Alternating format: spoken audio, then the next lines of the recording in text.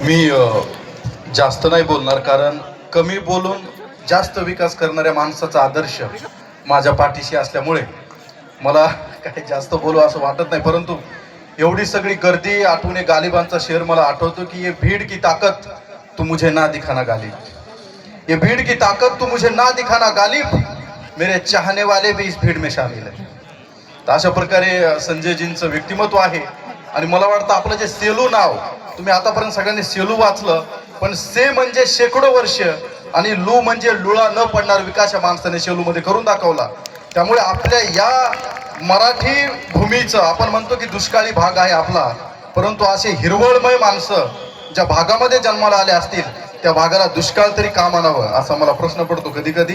कारण साहेबांचा विकास इतका आहे की कधी कधी आम्ही आमच्या कवींच्या चमूमध्ये चर्चा करतो की एक सेलू परभणी जिल्हा सरांच्या हाती आहे, तर त्यांनी इतका विकास केलाय, यदा कदाचित जर भविष्यामध्ये देश तुमच्या हाती आला सर, तर मी सांगतो की नक्कीच अब्दुल कलामांचं स्वप्न पूर्ण झाल्याशिवाय अजिबात राहणार नाही असं मला वाटतं. या सगळ्या शुभेच्छा आहेत.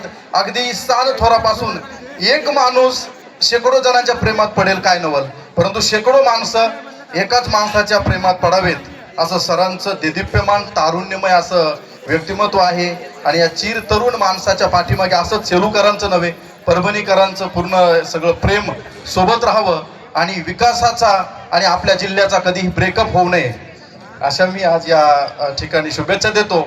आणि मला फक्त एक सांगा, विनोदी कविता ऐकायला आवडेल का रोमॅन्टिक कविता? ठीक आहे, विनोदी कविता पहिल्यापासून ऐकाल तर तुमच्या लक्षात येईल. एक विनोदी कविता सादर करतो. माणूस जेव्हा पहिल्यांदा प्रेमात पडतो सर, आई वडिलांच्या नकळत, बायकोच्या नकळत, किंवा तो जेव्हा पहिल्यांदा प्रेमात पडतो तेव्हा त्याच्या ज्या भावना आहेत त्या या कवितेमध्ये मांडण्याचा प्रयत्न केलेला आहे. बघा की माथ्यावर दुष्काळ पडल्यानंतर एका हिरवळीची नजर भिडली होती, की माथ्यावर दुष्काळ पडल्यानंतर एका हिरवळीची नजर भिडली होती आणि कधी नव्हे ती इतकी माझी सलून मध्ये एरझर वाढली होती. आणि कधी नव्हे ते इतकी माझी सलून मध्ये एरझर वाढली होती. आणि 24 तास मुद्दाम वयाला मी टोपी घालत होतो, आणि 24 तास मुद्दाम वयाला मी टोपी घालत होतो. आणि हिरमळ समोर दिसताच अगदी ताट सरळ चालत होतो.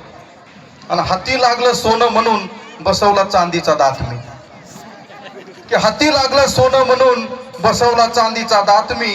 आणि खोकला दाबून हसायचो उरात जणू नेमका चालतो वयात मी, की खोकला दाबून हसायचो उरात जणू नेमका चालतो वयात मी. आणि डीपीवरचे काढून देवधर्म, आपण डीपी ठेवतो ना, तर डीपीवरचे काढून देवधर्म जितेंद्र ठेवला होता मी. आणि टेलरला सांगून मापदंड नवीन शर्ट शिवला होता. आणि नेमकं मला झालंय काय, घरचे माझे फुलकोमात, की नेमकं मला झालंय काय, घरचे माझे फुलकोमात. आणि मी मात्र हिरवळीच्या अगदीच लागून जाम प्रेमात.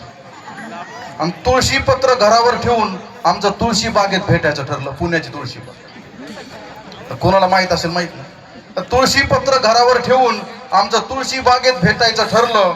आणि नको तितकं अत्तर पाणी अंगाभोवती मी मारलं.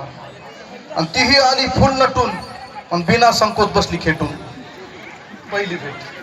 आणि तीही आली फुल नटून बिना संकोच बसली खेटून. वयामानाने भारी दिसता ऐकूनच आलं छातीत कळ, वयामानाने भारी दिसता ऐकूनच आली छातीत कळ. आणि तुमच्यासाठी एक भेट आणली पुन्हा आलं हत्तीचं बळ. आता नेमकं काय भेट आणली? आणि तिची भेट पाहून वाटलं साला उगीच केली बदलायची घाई, सस्पेन्स. आणि तिची भेट पाहून वाटलं साला उगीच केली बदलायची घाई. आणि ती सुंदर देखणी हिरवळ निघाली LIC ची एजंट बाई, ती सुंदर देखणी बाई निघाली LIC ची एजंट बाई. आणि टोपी भिरकवली हवेत मी, सगळा ओझ सगळा मूड सगळा सत्यानाश झाल्यावर टोपी भिरकवली हवेत मी. आणि मी पुन्हा धुंद होऊन गेलो, पण थोडे दिवस भ्रमात का होईना मी गुलाबगंध होऊन गेलो, मी गुलाबगंध होऊन गेलो. धन्यवाद सर.